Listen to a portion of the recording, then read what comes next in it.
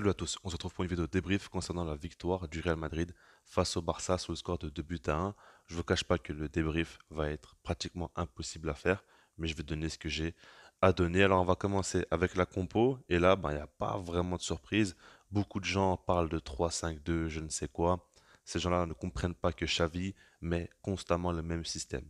Il y a simplement des rôles donnés aux joueurs qui sont différents et des adaptations tactiques. Ici, on a vu qu'en réalité Cancelo était ailier droit et non pas piston, ailier droit pur, avec Fermin Lopez qui joue dans le demi-espace droit, Ferran Torres en pointe et Joao Félix dans le demi-espace gauche avec Baldé qui montait et devenait ailier gauche comme d'habitude. Donc voilà. Bref, maintenant par rapport à ce match-là, il commence très fort avec Gundogan qui marque dès la 6e minute de jeu et quand on regarde l'action en soi, de base, il n'y avait aucun danger. C'est tout simplement Gundogan qui s'appuie sur Ferran Torres et Ferran Torres essaye de lui remettre. Il rate un petit peu sa passe, Tchouaméni récupère le ballon, rate un petit peu aussi sa passe en retrait. Alaba, on va dire, stresse un petit peu. Je ne sais pas pourquoi il est autant paniqué alors qu'il a beaucoup d'avance pour le ballon. Il fait un tacle raté, ça vient sur Gundogan qui lui va marquer très sereinement. Et là, on voit que Gundogan, c'est un joueur qui a été beaucoup critiqué, jamais compris pourquoi. Là, il marque dans un classico, son premier but avec le Barça. C'est un joueur de grande classe, c'est un joueur qui est présent dans les grands matchs. Et puis on a vu que par la suite, il a vraiment été au rendez-vous. Gundogan, il n'y a rien à dire, il a été très très fort. À chaque fois, c'est lui qui créait le jeu, qui était à l'initiation. Et on a vu que souvent, il faisait des passes masquées, des petites feintes. Ça avait l'air de rien, mais ça lui permettait tout simplement de dicter le tempo.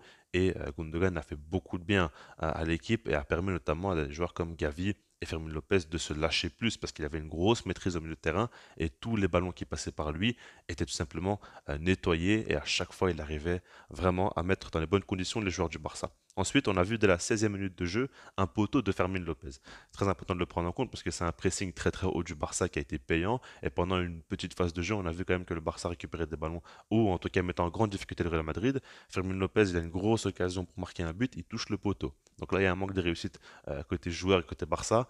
C'est très dérangeant parce que s'il y a 2-0 à ce moment-là, c'est directement un autre match. Et quand on connaît, on va dire, le fait est que le Barça aime beaucoup mettre des gros scores au Real Madrid, on sait que ça aurait pu partir dans une autre optique. Mais bon, ça n'a pas été le cas. Ça a continué. Le Barça a vraiment dominé. Pour la première période, elle a été largement pour le Barça, quoi. Et il y a seulement 1-0, mais il y aurait pu y avoir un ou deux buts de plus, vu comment la maîtrise était totale. Surtout, c'est pas qu'une question que le Barça avait la possession et maîtrisait le jeu. Il y avait de ça, mais il y avait surtout le fait est que le danger offensif, on va dire, principal côté Real Madrid, que ce soit Vinicius, Bellingham, ils étaient complètement cadenassés et ils n'arrivaient absolument à rien faire. Comme d'habitude, Araujo était présent et face à Vinicius, il n'a aucun problème, hein. Il a fait un très gros match encore une fois. Alors oui, il fait beaucoup de fautes, il y a un petit peu d'anti-jeu dans ce qu'il fait, etc. Ça fait partie de son vice, ça fait partie du gars.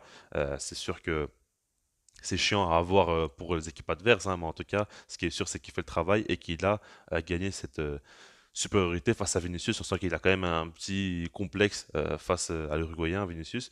Et puis sinon, Bellingham aussi, tenu par Gavi, marquage individuel, encore une fois. Ça prouve que Xavi fait énormément confiance à ses joueurs. Il les met en marquage individuel face à des top joueurs.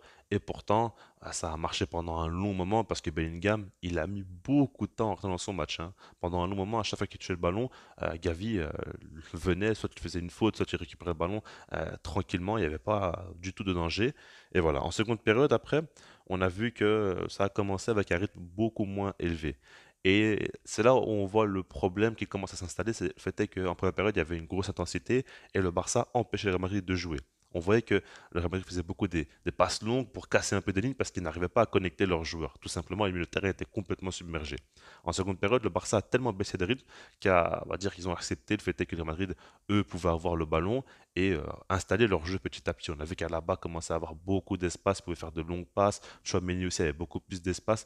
Et là, c'est plus le même match. On voit, alors, pendant le moment, encore une fois, c'est le Barça qui était quand même supérieur, parce que n'oubliez pas qu'à la 52e minute de jeu, il y a un corner très dangereux, où Inigo Martinez frappe le poteau encore une fois, et puis Araujo qui tire à pied gauche, il y a un bel arrêt quand même de Kepa, ça aurait pu faire but à ce moment-là. C'était quand même très très chaud.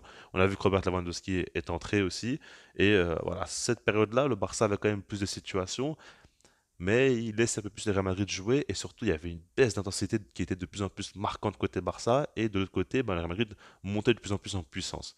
Et ça, il faut le prendre en compte. En même temps, ça ressemble un petit peu à ces deux équipes-là. Le Barça, on sait très bien que c'est une équipe qui aime beaucoup commencer fort et le Real Madrid, c'est une équipe qui aime bien terminer fort. Et là, on va dire que le Barça a un petit peu trop mis dans les meilleures conditions le Real Madrid. Parce que dès la 68e minute de jeu, il y a Bellingham qui marque. Maintenant, son but là, il vient un peu de nulle part, hein, parce qu'il n'y avait pas vraiment une phase de grosse domination ou quoi. Ils avaient plus le ballon le Real Madrid, mais il n'y avait pas non plus de grosses séquences.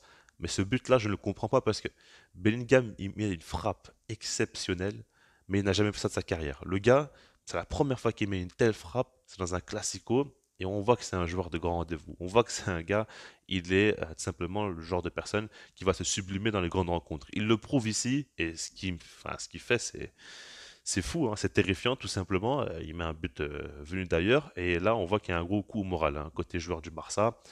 Ils ont commencé vraiment à encore plus accentuer le fait qu'ils baissent en régime. Et Xavi a la bonne idée de faire des changements. Il fait rentrer Lamine Yamal et Rafinha parce qu'on voit que les joueurs commencent à être carbonisés. Et à ce moment-là, bah, ça va un petit peu mieux côté Barça, il commence un petit peu à revenir et il montre de plus en plus de situations dangereuses. On voit quelques fois Rafinha notamment dans de bonnes situations, Lewandowski quelques frappes, etc. Et ça se finit sur un but de Jude Bellingham. Encore une fois, le Belling Time, il le montre encore une fois.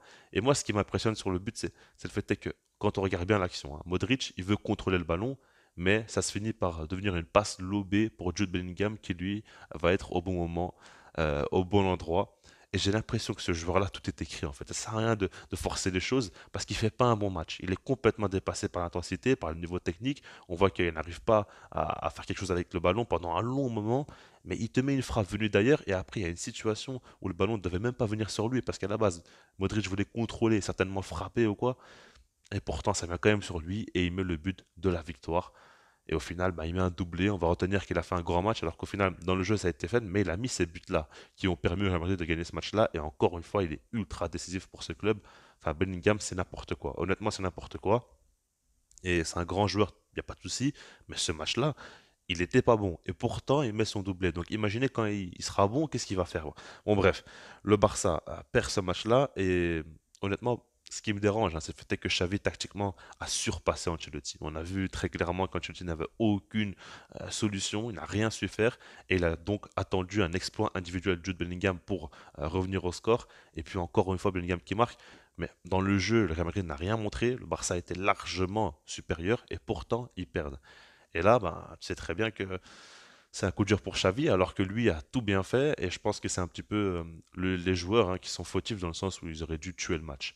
Il y a eu deux poteaux, il y a eu pas mal de situations dangereuses avant l'égalisation du Real Madrid. Et c'est à ce moment-là qu'il fallait tuer le match, tout simplement.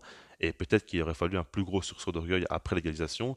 Maintenant, ils ont quand même essayé de faire des choses aussi, donc c'est dur à dire, hein.